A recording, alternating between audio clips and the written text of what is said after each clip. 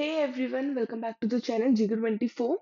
आज की इस वीडियो में साइंस एंड टेक्नोलॉजी से रिलेटेड जो भी करंट में न्यूज़ चल रही हैं और उनसे रिलेटेड जो भी एग्जाम्स में क्वेश्चंस पूछे जाते हैं, वो सब आज हम इस वीडियो के अंदर डिस्कस करेंगे। तो आइए इस वीडियो को शुरू करते हैं।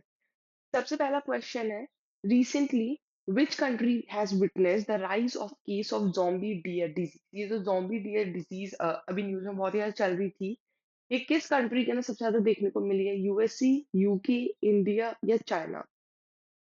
Option A USA is the right answer. Zombie deer disease है वो एक बहुत ही घातक न्यूरोलॉजिकल कंडीशन है डियर और एल्क के अंदर। ठीक है, डियर और एल्क के अंदर बहुत ही घातक न्यूरोलॉजिकल कंडीशन देखी जाती है। ये होती किस वजह से है? जो भी मिसफोल्डेड प्रिजन प्रोटीन्स होते हैं ना, ये सब कुछ इन वजह से होता है। इसका कोई भी ट्रीटमेंट नहीं है या कोई भी इसकी वैक्सीन नहीं है। ठीक है? मतलब कोई इसका क्योर नहीं है, बस हम आगे के लिए इसको बचा सकते हैं कि हम जानवरों को कैसे सेव करें, पर जो जिनको हो गया है, उसका कुछ भी नहीं हो सकता है। इसके अलावा वेट लॉस हो जाता है, लड़खड़ाने लग जाते हैं ये जानवर, ठीक है? साथ ही में ये कोई नो ह्यूमन ट्रांसमिशन एविडेंस, इसका अभी तक तो मतलब ह्यूमन में ट्रांसमिशन एविडेंस कुछ भी देखने को नहीं मिला है, लेकिन इसके अंदर इसको इस केस को मॉनिटर करना बहुत ही ज़्यादा ज़रूरी है, ठीक है? आगे के लिए भी। ये जूस चेकिंग जो बहुत ही ज़्यादा न्यूज़ में देखने को मिल रहा है, ये है क्या? तो ये साइबर अटैक है, ये ड्रग है, ये एस्टेरॉयड है या ये इवेसिव वीड है? तो ये एक तरह का साइबर अटैक है, ठीक है? आरबीआई की वार्निंग है कि तुम खुद का जो भी यूएसबी चार्जिंग पोर्ट है, अ, एकदम अवॉइड कर दो। जो भी ये हम पब्लिक में जाते हैं, हम चार्ज करते हैं, एकदम अवॉइड कर दो कि तुम कहीं पर भी जाकर के पब्लिक चार्जिंग पोर्ट में अपना फ़ोन चार्ज नहीं करोगे। ये साइबर अटैक है। ये क्या करते हैं जो साइबर अटैक वाले होते हैं, ये जो पब्लिक चार्जर्स होते हैं, ये जो चार्जर्स होते हैं, इनके अंदर कुछ मालवेयर इंजेक्ट करके रखते हैं, ठीक है? जिससे कि क्या होता है, या तो डिवाइस लॉग आउट हो जाएगा तुम्हारा, पूरा डेटा चोरी हो जाएगा, या फिर जो तुम्हारा एक्सेस है वो किसी और के हाथ में चला जाएगा, ठीक है?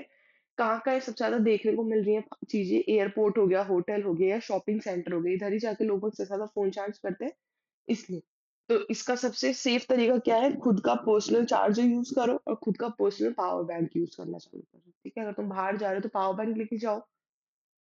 Iris sometimes seen in the news is related to which one of the following? ये जो इरिस है वो किससे रिलेटेड एग्जाम्स पूछा जा सकता है? ये इंडिया का पहला जनरेटिव आर्टिफिशियल इंटेलिजेंस टीचर है, या न्यूली डिस्कवर्ड एस्ट्रॉइड है, या इन्वेसिव प्लांट स्पीशीज है, या अर्थ ऑब्जर्वेशन सैटेलाइट है? तो ये क्या है? इंडिया का पहला जनरेटिव आर्टिफिशियल इंटेलिजेंस टीचर है, एआई टीचर है ये, ठीक है? ये इंडिया की पहली एआई टीचर है जो कि केरला के अंदर इंट्रोड्यूस करी गई थी, केरला के अंदर है। ये कहाँ पर है? केटी सिटी हायर सेकेंडरी स्कूल है जो तिरुवनंतपुरम, वहां पर है ये। ये नीति आयोग का जो अटल थिंकरिंग लैंड प्रोजेक्ट है उसका पार्ट था, ठीक है? कद्युवली थांगल चैरिटेबल ट्रस्ट है, उसने इसको लॉन्च करा है। इसने क्या करा है? एजुकेशन के अंदर इनोवेशन और एआई को और भी ज्यादा प्रमोट करा है, ठीक है? तो केरला के अंदर टीचर है जो पढ़ाती भी है बच्चों को। मम्प्स डिजीज अभी बहुत ज्यादा न्यूज में चल रही है। ये क्या है? एक कंटेजियस डिजीज है जो किस इन वजह से फैलती है? वायरस की वजह से, बैक्टीरिया की वजह से, फंगस की वजह से, प्रोटोजोआ की वजह से? तो ये वायरस की वजह से फैली जाती है, ठीक है? केरला के अंदर मम्प का अगर देखा जाए तो 70 दिनों में 10,000 से भी ज्यादा केसेस देखने को मिले हैं। ये एक बहुत ही कंटेजियस मम्प डिजीज है, वायरस है। इसके अंदर फीवर होता है, हेडेक होता है, और जो सिलेवरी ग्लैंड होता है, ये वाला जो एरिया होता है, वो कैसा हो जाता है? एकदम सूजा सूजा हो जाता है, फूल जाता है, ठीक है? मेनली ये तुमको किस में देखने को मिलेगा? 2 से 12 साल के जो बच्चे जो अनवैक्सीनेटेड है, जिनको टीका नहीं लगा, इनमें सबसे ज्यादा देखने को मिलेगा। ये या तो डायरेक्ट कांटेक्ट में आने से फैल जाते हैं कि अगर तुम उस इंसान के डायरेक्ट कांटेक्ट में, या फिर ये हवा की छोटे छोटे ड्रॉपलेट्स के जरिए फैल जाते हैं। She research network in India, Shirin initiative है जो, वो किस ऑर्गेनाइजेशन ने इंट्रोड्यूस करा है? यूजीसी ने, यूनेस्को ने, यूनिसेफ ने, या हु ने? डब्ल्यूएचओ ने?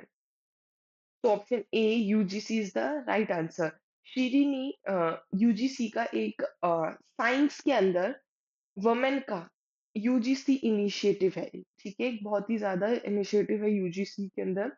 ये इसका गोल क्या है? जो ये जेंडर डिस्पैरिटी होती है, भेदभाव होता है उसको खत्म करो और लड़कियों का पार्टिसिपेशन को बढ़ाओ सबसे ज़्यादा। इससे विजिबिलिटी बढ़ेगी, रिकॉग्निशन और नेटवर्किंग तीनों चीज़ें बढ़ेगी। ये वुमेन फैक्टिलिटी को एक-दूसरे से कनेक्ट करेगा, ठीक है? कोलैबोरेट करेगा। Recently president of India launched हाल ही में जो इंडिया के प्रेसिडेंट हैं द्रौपदी मुर्मू जी, उन्होंने पहला home grown gene therapy cancer खोला है। कहाँ पर? आईआईटी मद्रास में, आईआईटी बॉम्बे में, आईआईटी हैदराबाद में, आईआईटी दिल्ली में। तो option B IIT Bombay is the right answer, ठीक है।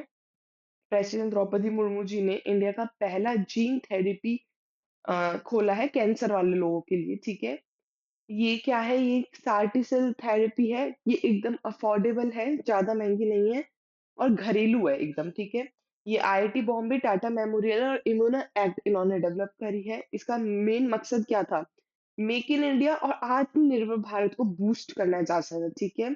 इसने एडवांस कैंसर ट्रीटमेंट और हेल्थ केयर इनोवेशन को और ज़्यादा प्रमोट करा है, ठीक है। What is doxxing recently seen in news? जो ये डॉक्सिंग है वो क्या है? फॉर्म ऑफ ऑनलाइन गेमिंग, एक ऑनलाइन गेमिंग का फॉर्म है। Publishing personal information about an individual without consent, news method to mine cryptocurrency या AI tool for voice recognition. ये एक तरह का sorry B publishing personal information about an individual without consent है।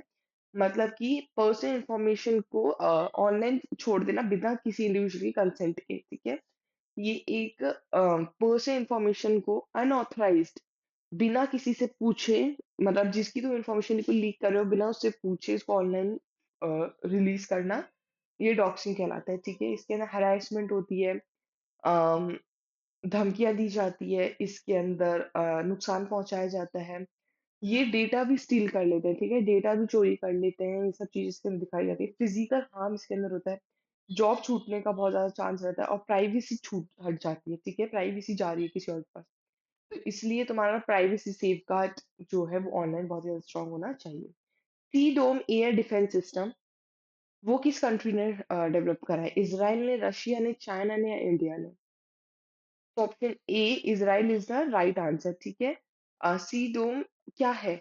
ये iron से संबंधित है, आयरन पे आधारित एक डिफेंस सिस्टम के लिए एक सिस्टम है डिफेंस के लिए, शिप माउंटेड डिफेंस के लिए, ठीक है। एक चुंबक होती है जो शिप के ऊपर लगी होती है डिफेंस बचने के लिए, ठीक है। ये किससे बचती है? रॉकेट्स और मिसाइल से बचने के लिए लगाई जाती है।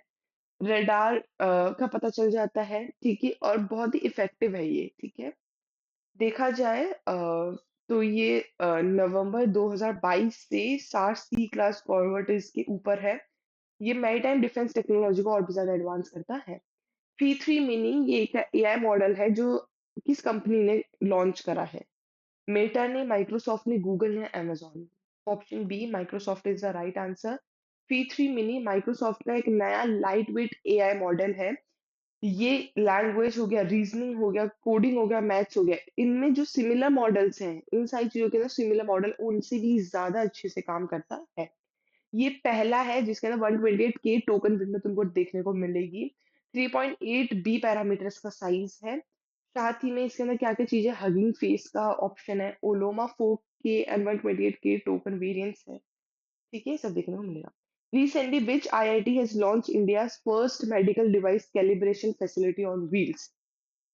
ठीक है, गाड़ी पे चलती रहती है व्हील्स के ऊपर, मतलब कि किसने, कौन सी आईआईटी है जिसने इंडिया का पहला medical device calibration facility launch करा है? IIT Kanpur, IIT Madras, IIT Bombay, IIT Roorkee. Option B IIT Madras is the right answer. India ने पहला mobile medical device calibration facility launch करा है जो कि आईआईटी मद्रास ने करा है। ये क्या करता है? डायग्नोसिस और उसके ट्रीटमेंट के लिए एक्यूरेट कैलिब्रेशन को देखता है, ठीक है, कि कहाँ पर ये चीज़ है।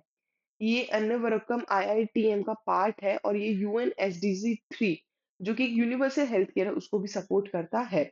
कॉस्ट इफेक्टिव है, ठीक है, ज़्यादा महँगा नहीं है, स्केलेबल और रिमोट हेल्थ केयर बहुत दूर-दूर तक भी तुमको हेल्प पहुँचा सकता है।